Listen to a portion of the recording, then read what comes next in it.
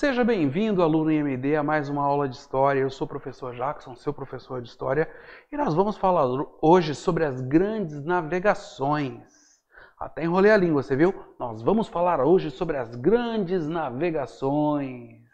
Eu quero parabenizar você por ter vindo até aqui, por ter acompanhado as aulas anteriores, e fico muito feliz. É um privilégio estar aqui com você, ser o seu professor, trazer essas informações que são, sem sombra de dúvida, relevantes para o contexto que você está precisando nesse momento. Parabéns por ter retomado os seus estudos. E eu quero estimular você a pegar uma caneta, um lápis, anotar alguma palavra mais difícil, alguma situação que de repente você acha importante para você. Tá joia? Vamos nessa viagem aí que vai ser muito legal falar hoje sobre navegações. Já trouxe essa imagem aí, cheio com um barcão, né, uma caravela, cheio de velas, né? Esse monstro marinho aí, todo poderoso aí, ó, né, tá olhando para o barco, né? E nós vamos entender aí todos esses contextos que eram vivenciados nessa época e quais são aí os grandes acontecimentos que estão vindo juntos com as grandes navegações. Vamos lá? Vamos ver o que foram as chamadas grandes navegações. Muito bom estar com você, viu? Vamos lá. Grandes navegações. As grandes navegações, também conhecidas como expansão marítima, foram o processo de exploração e navegação do Oceano Atlântico, que se iniciou no século XV e se estendeu até o século XVI. Nesse período, os europeus descobriram novos caminhos marítimos para alcançar a Ásia. Além disso, chegaram pela primeira vez a terras até então desconhecidas por eles, como o continente americano, o local em qual chegaram em 1492. Pessoal, você que assistiu às minhas aulas anteriores, você lembra que o mundo ele passou por uma série de transformações desde a Idade Média, né? Então lá naquele período chamado Idade Média, eles não estavam focados em ir muito além, né? Se eles conseguissem viver onde eles estavam, estava ótimo.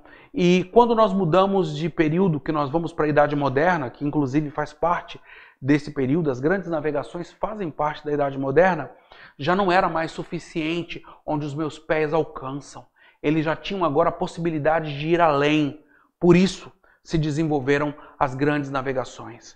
Nós lembramos, pessoal, que toda essa questão do comércio, ela tem início com as grandes cruzadas, que eram o fato deles irem reconquistar Jerusalém a pezão mesmo, cara, em cima de cavalo, de camelo, né? Saía da Europa, ia para Jerusalém, ia derrotando todo mundo no meio do caminho, encontrando novos produtos, buscando aí novas perspectivas de mercado, perspectivas de vida, e aquilo mudou a vida da Europa, mudou de período de Idade Média para Idade Moderna, mas agora eles querem mais.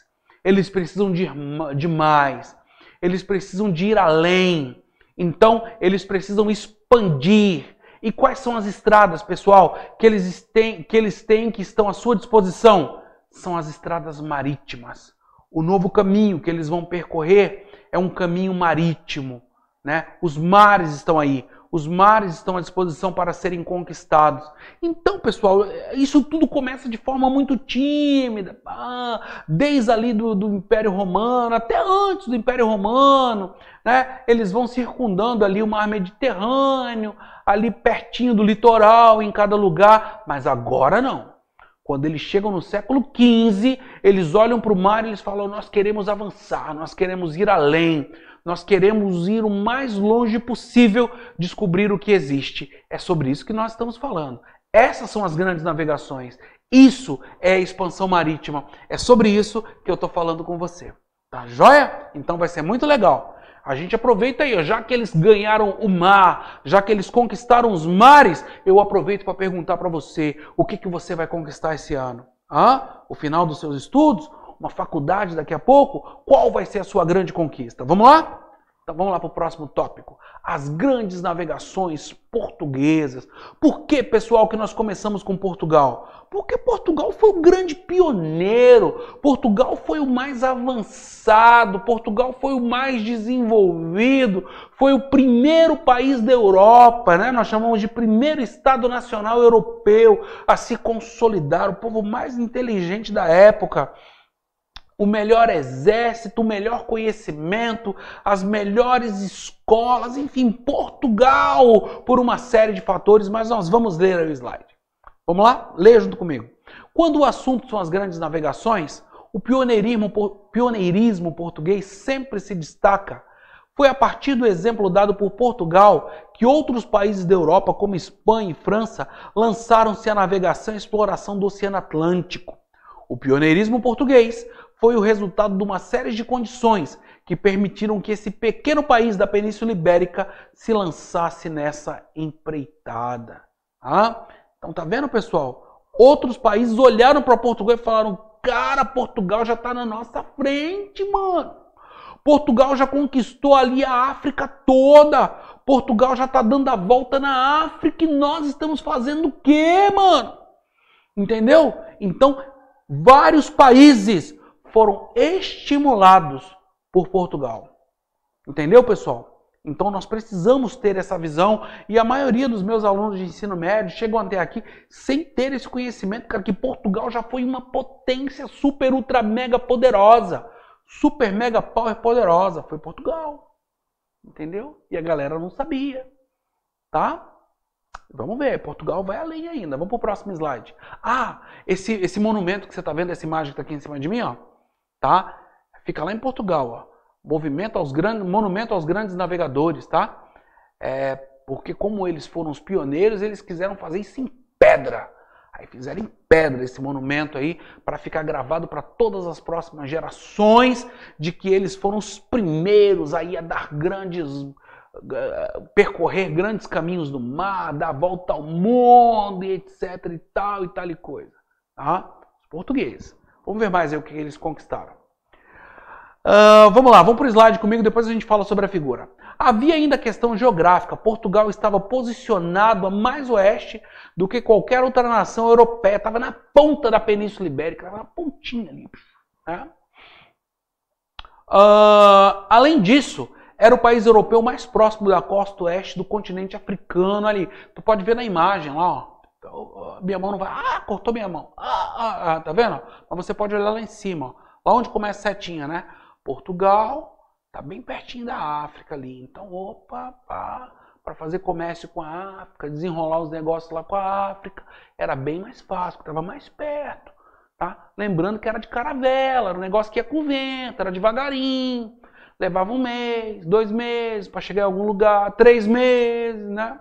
Eram viagens longas e demoradas, mas pela posição de Portugal, eles eram um país privilegiado. Então ele estava na frente aí em muitos aspectos. Entendeu, pessoal? Então vamos lá. Isso fazia de Portugal ponto de partida para expedições que buscavam uma nova rota para alcançar a Índia. E o que eles queriam lá na Índia, pessoal? Tempero. Lembra das aulas anteriores que eu falei para você que as cidades estavam ressurgindo na Europa? Lá na Índia já tinha cidade há milênios, há séculos antes.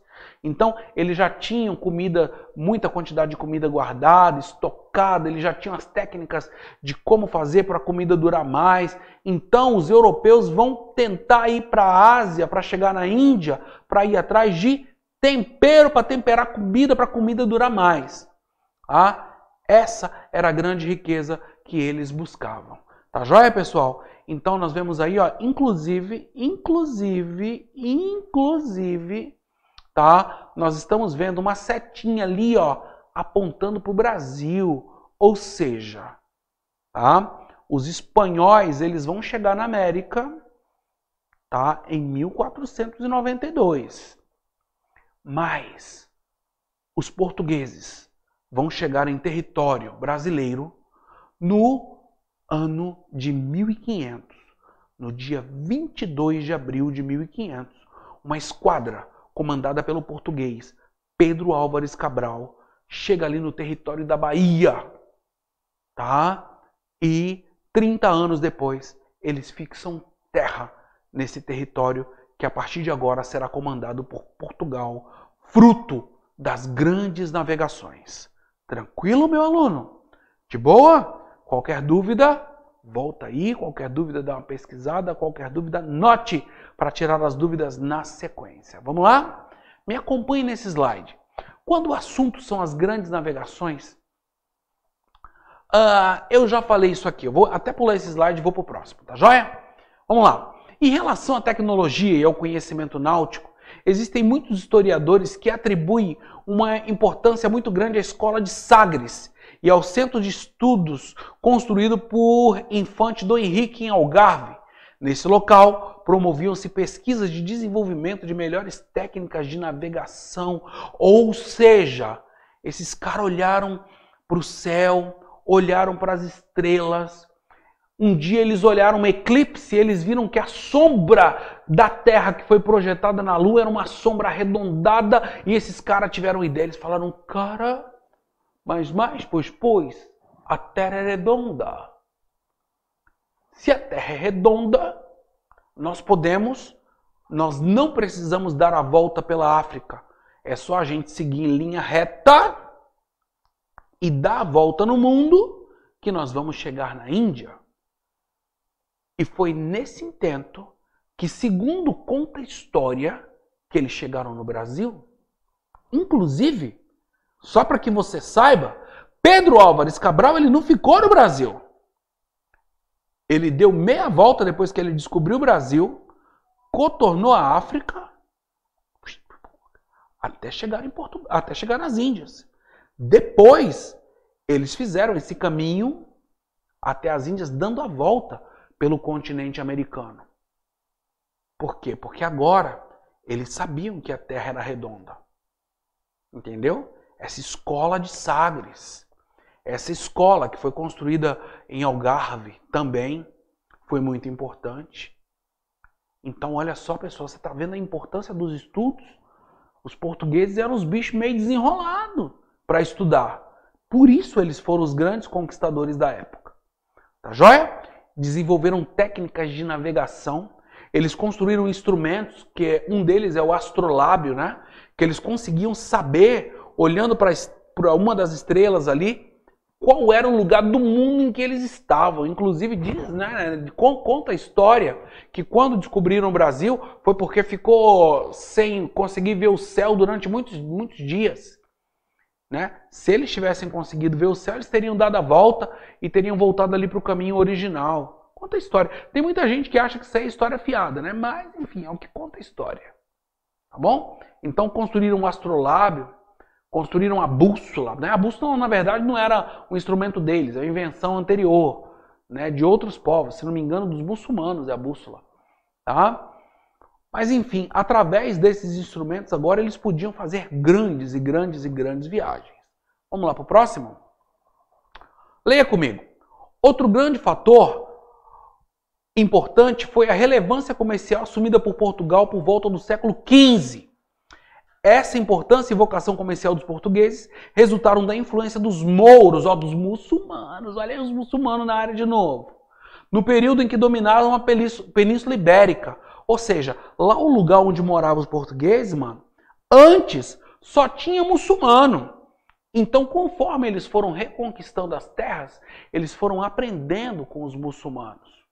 Eles foram desenvolvendo técnicas que eram utilizadas pelos muçulmanos, tá?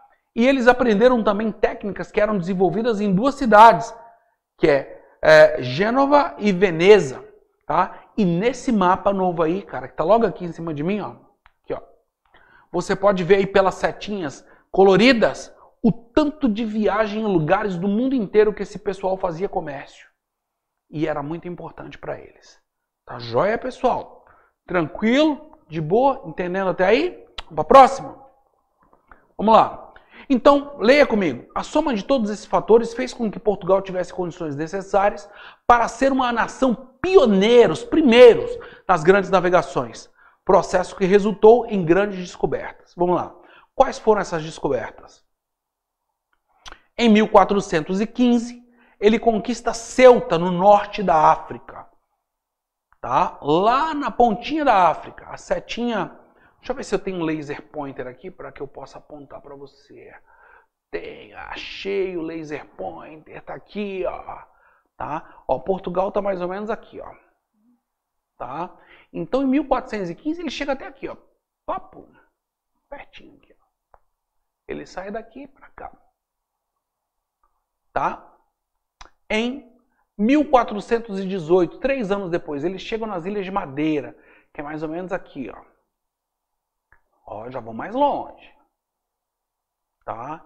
Em 1427, chegam nos Açores, que é por aqui também. Tá? No meio do Oceano Atlântico. Em 1434, a travessia do Cabo Bojador. Tá? Eles vão atravessar aqui uma região. Tá? Em 1488, eles atravessam o Cabo da Boa Esperança. É aqui, ó. Que também é chamado de Cabo das Tormentas. Tá?